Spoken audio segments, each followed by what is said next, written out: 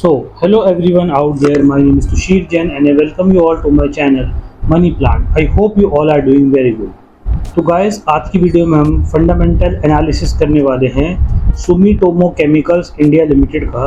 जानते हैं कि कंपनी का क्या बिजनेस है, कंपनी के फंडामेंटल्स कैसे हैं, कंपनी के फाइनेंशियल्स कैसे हैं। एंड वीडियो के एंड में मैं आपको अपने कंक्लूजन्स दूंगा इस कंपनी के फाइनेंशियल्स को लेकर कि कंपनी के फाइनेंशियल्स जो है वीक है या स्ट्रॉन्ग है, एंड कंपनी का जो शेयर प्राइस है करंटली अभी मेरे अकॉर्डिंग अंडर वैल्यूड है या फिर ओवर वैल्यूड है। तो चलिए वीडियो को स्टार्ट करते हैं। सबसे पहले अगर हम सुमिटोमो केमिकल्स के बारे में जानना चाहें तो बेसिकली ये एक आपकी एग्रो केमिकल कंपनी है, ठीक है। एंड प्रोडक्ट की इस कंपनी की प्रेजेंस जो है वाइड रेंज ऑफ प्रोडक्ट्स में है, like insecticides, weedicides, fungicides, fumigants and rodenticides, plant nutrition growth products, biorationals and plant growth regulators, ठीक है।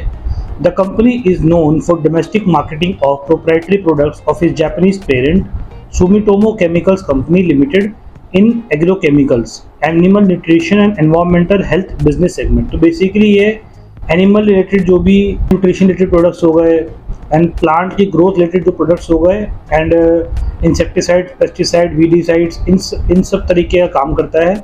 एंड जो इनकी पेरेंट कंपनी है सुमिटोमो केमिकल्स लिमिटेड वो जापान में रजिस्टर्ड है आपकी, ठीक है। अब कंपनी की अगर हम रेवेन्यू स्प्लिट की बात करना चाहें तो कंपनी जो है अपने रेवेन्यू का 78% जो है डोमेस्टिक सेल से कमाती है, बाकी रिमेनिंग 22% जो है कंपनी एक्सपोर्ट्स करके कमाती है, ठीक है। कंट्री जो है टोटल अपना एक्सपोर्ट जो है मोर देन 60 कंट्रीज में करती है।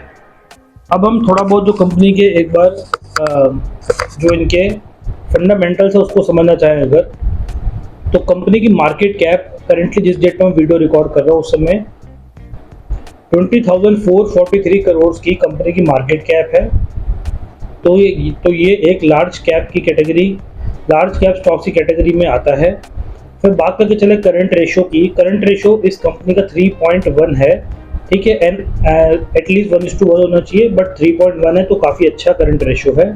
डेट इक्विटी की बात करके चले तो मैक्सिमम 2:1 तक का डेट इक्विटी एक्सेप्टेबल होता है, बट इस केस में इस कंपनी का डेट इक्विटी रेशो 0.01 है, तो ये काफ़ी अच्छा डेट इक्विटी रेशो है।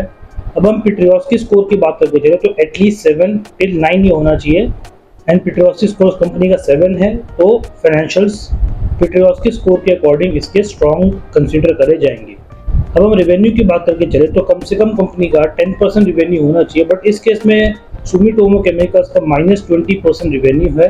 तो मतलब करंट फाइनेंशियल में कंपनी ने जब भी अपने फाइनेंशियल डिक्लेयर करे हैं तो मतलब सेल्स की गिरावट आई है। अभी हम जब बैलेंस शीट देखेंगे तो उसके बारे में समझेंगे हम। फिर हम बात करते हैं जी ROCE की, रिटर्न ऑन कैपिटल एम्प्लॉयड, वो एटलीस्ट 15% तक का आपका होना चाहिए, बट इस केस में इस कंपनी का ROCE 30.2% का है, तो मतलब ROCE भी काफ़ी अच्छा है, कंपनी का फेवरेबल है। अब हम बात करके चलते हैं पैग रेशियो की, जो कि कंपनी के शेयर्स को, फाइनेंशियल्स को अंडर वैल्यू या फिर ओवर वैल्यू बताता है। तो लेस देन 1 हमारा अंडर वैल्यू की कैटेगरी में आता है एंड मोर देन 1 हमारा ओवर वैल्यू की कैटेगरी में आता है। इस केस में कंपनी का पैग रेशियो 2.17 है, तो मतलब कंपनी का जो शेयर प्राइस है वो करंटली भी ओवर वैल्यूड है as compare to its financials, ठीक है। तो ये तो हमने बात कर ली सुमिटोमो केमिकल्स के तो फंडामेंटल रेशियोज है कुछ उसके बारे में। अब मैं आपको मनी कंट्रोल की वेबसाइट पे लेके चलता हूँ। वहाँ पे हम कंपनी के जो बैलेंस शीट और प्रॉफिट एंड लॉस है जिसको फाइनेंशियल्स भी कहते हैं, एक बार उसके बारे में हम समझते हैं कि फाइनेंशियल्स कंपनी के क्या कुछ कहते हैं,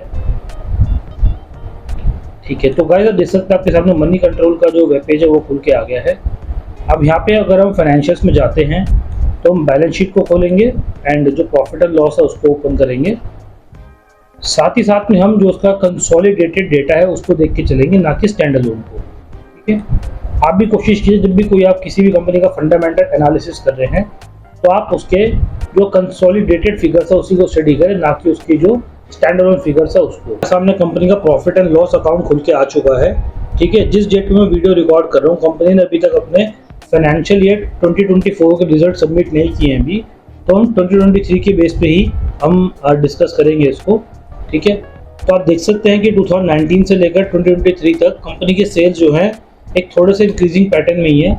सेल्स थोड़े कम परसेंटेज से इंक्रीज हो रही है, बट इंक्रीज हो रही है, कुछ ऐसे डिक्रीजिंग ट्रेंड ऐसे कंपनी में नहीं देखा गया है अभी तक। आप देख सकते हैं 2195 सेल थी इसकी, 2195 करोड़ मार्च 19 में, फिर मार्च 20 में इसकी हुई 2391, मार्च 21 में 2623, फिर 3035 एंड 3473। एंड जैसे कि हमने जब अपनी वर्ड की फाइल में डिस्कस किया था कि कंपनी का रेवेन्यू नेगेटिव में आ रहा है अभी 20, तो मतलब करंट ईयर की जो कंपनी डिक्लेयर करेगी अपनी, तो शायद कहीं ना कहीं सेल इसकी डिक्रीज हो। वो मैं आपको अपडेट कर दूंगा डिस्क्रिप्शन बॉक्स में इसके बारे में बता के, जब भी कंपनी अपनी सेल्स को डिक्लेयर करेगी। तो वैसे देखा तो कंपनी की सेल्स अच्छी है, सेल्स को लेके कोई प्रॉब्लम नहीं है, तो ये एक प्लस पॉइंट है कंपनी के फाइनेंशियल्स के लिए। फिर अगर हम कंपनी का जो प्रॉफिट आफ्टर टैक्स है उसको देख के चले, तो प्रॉफिट आफ्टर टैक्स भी आप देख सकते हैं इसका ईयर बाय ईयर इंक्रीज ही हो रहा है। तो प्रॉफिट आफ्टर टैक्स भी कंपनी में कोई प्रॉब्लम वाली बात नहीं है। 165 करोड़ का था, फिर 204 करोड़ का हुआ, 345 करोड़ का, 423 करोड़ का एंड 502 करोड़ का। तो प्रॉफिट आफ्टर टैक्स भी कंपनी का अच्छा है, उसको लेके भी हमें कंपनी के फाइनेंशियल पे कोई भी डाउट नहीं है।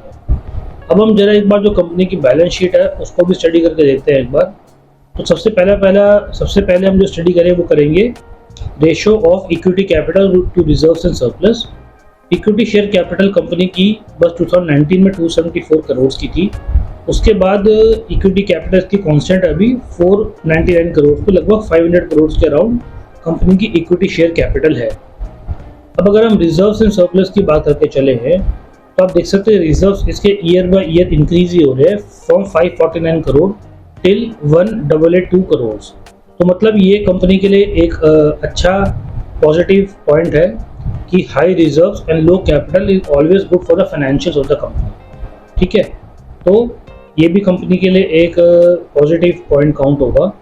अब एक बार जरा हम जो उसका डेट इक्विटी रेशियोज को देख लेते हैं एक बार।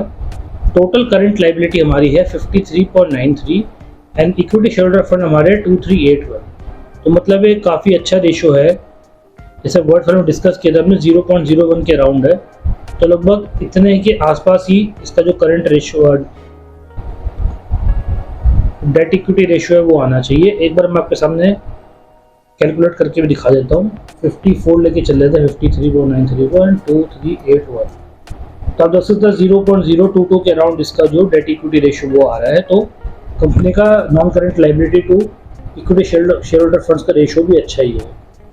अब अगर हम एक बार करंट एसेट्स और करंट लाइबिलिटी पर नज़र मारना चाहें, तो करंट एसेट्स आप देखिए इसकी ईयर बाय ईयर इंक्रीज ही हो रही है। एंड करंट ईयर में 2787 की है एंड करंट लाइबिलिटी इसकी 933 की है। तो मतलब अच्छा खासा रेशियो बन के आ रहा है इसका भी। एंड करंट लाइबिलिटी भी बहुत कम प्रपोर्शन में इंक्रीज हो रही है, बट ये बहुत कम है as compare to its current assets. अगर आप कहें तो करंट एसेट्स को मैं एक बार इसका जो करंट रेशियो है वो आपको प्रैक्टिकली एक बार कैलकुलेट करके दिखा देता हूँ। करंट एसेट्स है 2787 डिवाइडेड बाय 933। तो आप देख सकते हैं कि लगभग 3 के अराउंड इसका करंट रेशियो आ रहा है एंड हमारी वर्ड फाइल के अकॉर्डिंग 3.11 का है। मतलब करंट रेशियो भी कंपनी का काफ़ी अच्छा है, उसमें भी कोई इशू वाली बात नहीं है। अगर हम कंटिंजेंट लायबिलिटी की बात करना चाहें तो आप देख सकते हैं कि 2019 से थोड़ी बहुत पहले कंटिंजेंट लायबिलिटी बढ़ी, फिर एक टाइम पे ईयर 21 में काफ़ी ज़्यादा कंटिंजेंट लायबिलिटी बढ़ गई, तो उसके बाद थोड़ी डिक्रीज ही हुई है उसके बाद से। तो मतलब पिछले ईयर के कंपैरिजन में कंटिंजेंट लायबिलिटी कंपनी की बढ़ी है।